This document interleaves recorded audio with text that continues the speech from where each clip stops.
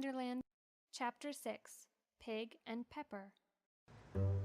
For a minute or two, she stood looking at the house and wondering what to do next, when suddenly a footman in livery came running out of the wood. She considered him to be a footman because he was in the livery. Otherwise, judging by his face only, she would have called him a fish, and rapped loudly at the door with his knuckles. It was opened by another footman in livery, with a round face and large eyes like a frog. And both footmen, Alice noticed, had powdered hair that curled all over their heads. She felt very curious to know what it was all about, and crept a little way out of the wood to listen. The fish footman began by producing from under his arm a great letter, nearly as large as himself, and this he handed over to the other, saying in a solemn tone, "For the Duchess, an invitation from the Queen to play croquet."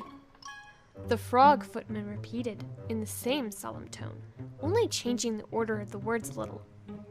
"From the Queen, an invitation for the Duchess to play croquet." Then they both bowed low, and their curls got entangled together. Alice laughed so much at this that she had to run back into the wood for fear of their hearing her, and when she next peeped out, the fish footman was gone, and the other was sitting on the ground near the door, staring stupidly up into the sky. Alice went timidly up to the door and knocked. "There's no use in knocking," said the footman, "and that for two reasons. First, because I'm on the same side of the door as you are. Secondly, because they're making such a noise inside, no one could possibly hear you." And certainly, there was a most extraordinary noise going on within. A constant howling and sneezing, and every now and then, a great crash, as if a dish or kettle had been broken to pieces. "Please then," said Alice, "how am I to get in?" "There might be some sense in your knocking," the footman went on without attending to her, "if we had the door between us. For instance, if you were inside, you might knock, and I could let you out, you know." He was looking up into the sky all the time he was speaking, and this Alice thought decidedly uncivil. "But perhaps he can't help it," she said to herself. "His eyes are so very nearly at the top of his head. But at any rate, he might answer questions. How am I to get in?" she repeated aloud. "I shall sit here," the footman remarked, "till tomorrow." At this moment, the door of the house opened, and a large plate came skimming out, straight at the footman's head. It just grazed his nose, and broke to pieces against one of the trees behind him. "Or next day, maybe," the footman continued in the same tone, exactly as if nothing had happened. "How am I to get in?" asked Alice again, in a louder tone. "Are you to get in at all?" said the footman. "That's the first question, you know." It was, no doubt, only Alice did not like to be told so. "It's really dreadful," she muttered to herself. "The way all the creatures argue, it's enough to drive one crazy." The footman seemed to think this a good opportunity for repeating his remark, with variations. "I shall sit here," he said, "on and off for days and days." "But what am I to do?" said Alice. "Anything you like," said the footman, and began whistling. "Oh, there's no use in talking to him," said Alice desperately. "He's perfectly idiotic." And she opened the door and went in. The door led right into a large kitchen, which was full of smoke from one end to the other. The Duchess was sitting on a three-legged stool in the middle, nursing a baby.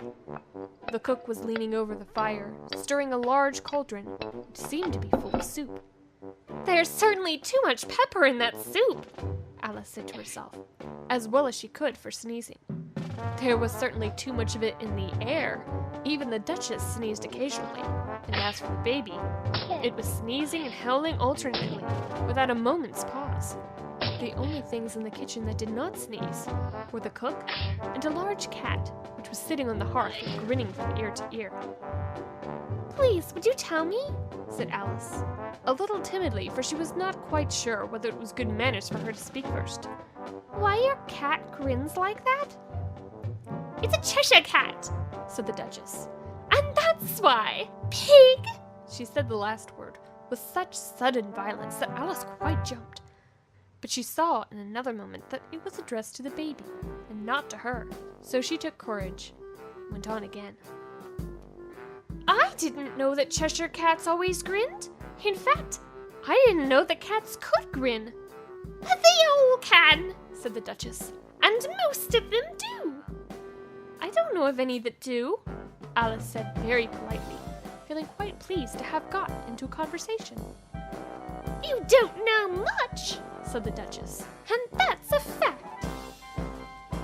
Alice did not at all like the tone of this remark, and thought it would be as well to introduce some other subject of conversation. While she was trying to fix on one, the cook took the cauldron of soup off the fire, and at once set to work, throwing everything within her reach at the Duchess and the baby. The fire irons came first, then followed a shower of saucepans, plates, and dishes. The Duchess took no notice of them, even when they hit her, and the baby was howling so much already that it was quite impossible to say whether the blows hurt it or not. Oh, please mind what you're doing, cried Alice, jumping up and down in an agony of terror. Oh, there goes his precious nose! As an unusually large saucepan flew close by it, and very nearly carried it off. If everyone minded their own business, the Duchess said in a hoarse growl, the world would go round a deal faster than it does. Which would not be an advantage, said Alice, who felt very glad to get an opportunity of showing off a little of her knowledge. Just think of what work it would make with the day and night. You see, the Earth takes 24 hours to turn round on its axis. Talking of axes, said the Duchess, chop off her head! Alice glanced rather anxiously at the cook to see if she meant to take the hint, but the cook was busily stirring the soup and seemed not to be listening, so she went on again. 24 hours, I think. Or is it 12? Oh, don't bother me, said the Duchess. I could never abide figures. And with that, she began nursing her child again, singing a sort of lullaby to it as she did so, and giving it a violent shake at the end of every line. Speak roughly to your little boy, and beat him when he sneezes. He only does it to annoy, because he knows it teases. Chorus, in which the cook and baby joined. Wow, wow, wow! While the Duchess sang the second verse of the song, she kept tossing the baby violently up and down, and the poor little thing howled so that Alice could hardly hear the words. I speak severely to my boy, I beat him when he sneezes, for he can thoroughly enjoy the pepper when he pleases. Chorus. Wow, wow, wow!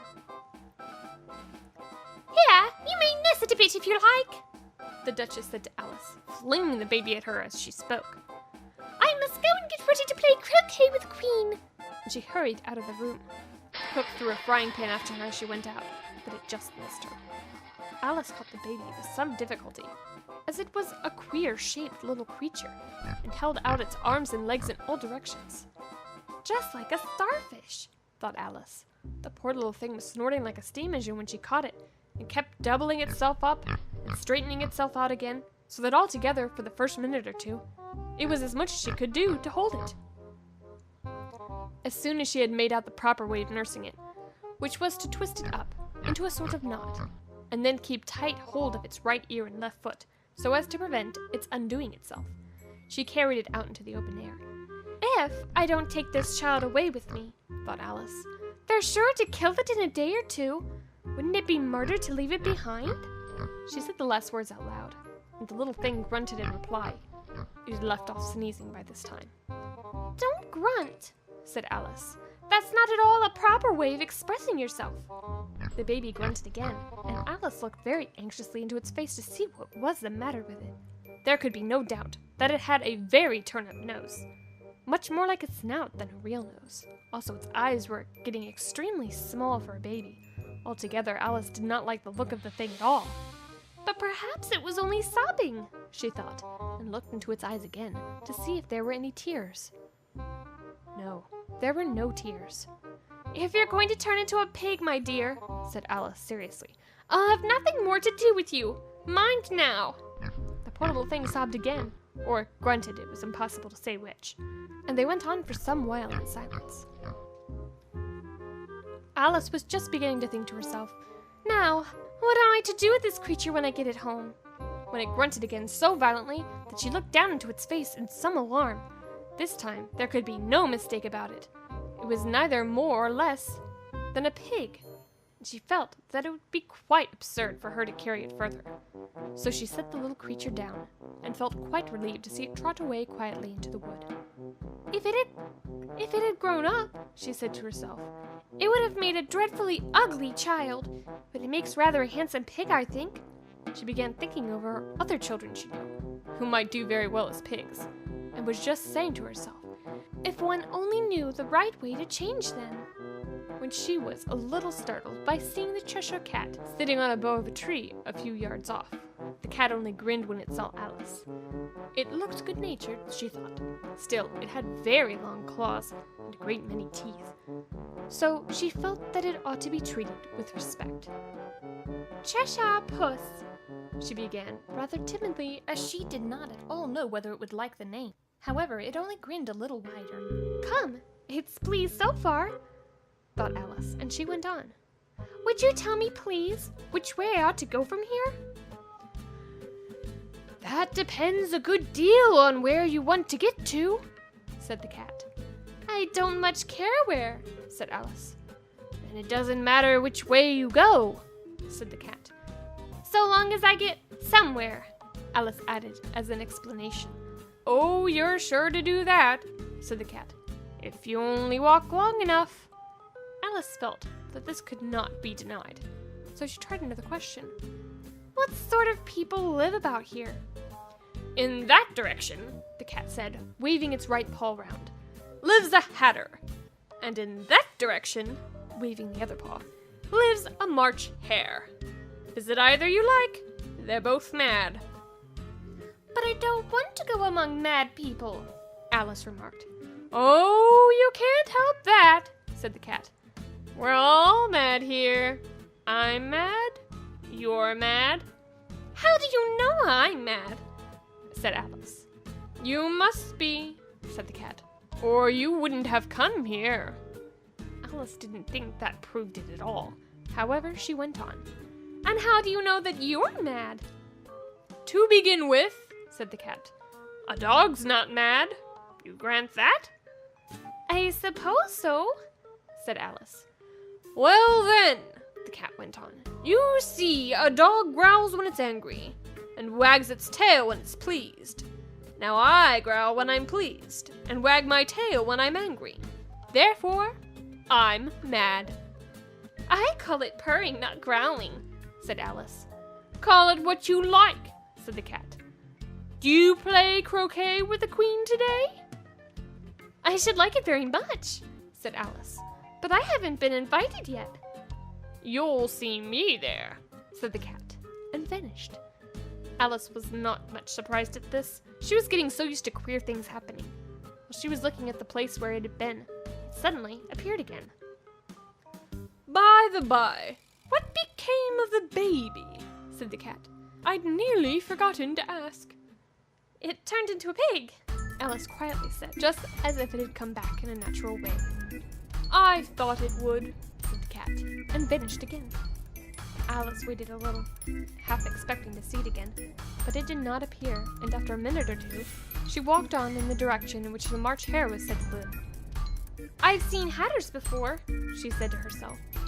The March hare will be much the most interesting, and perhaps as this is May, it won't be raving mad. At least not so mad as it was in March.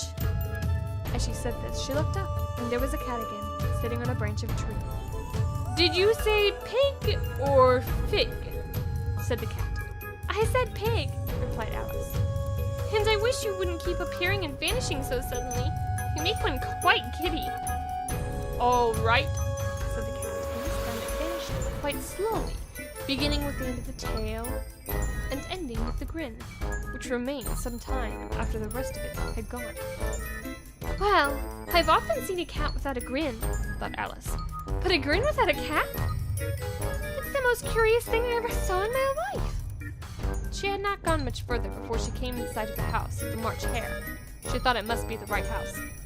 because the chimneys were shaped like ears and the roof was thatched with fur. It was so large a house. She did not like to go nearer, but she had nibbled some more of the left-hand bit of mushroom, and raised herself to about 2 feet high. Even then, she walked up towards it rather timidly, saying to herself, "Suppose it should be waving mad after all. I almost wish I'd gone to see the Hatter instead." Alice in Wonderland has been read by April Sadowski. Alice in Wonderland is a production of Nether Audio. Visit us online at www.nether.us for Out of This World audio.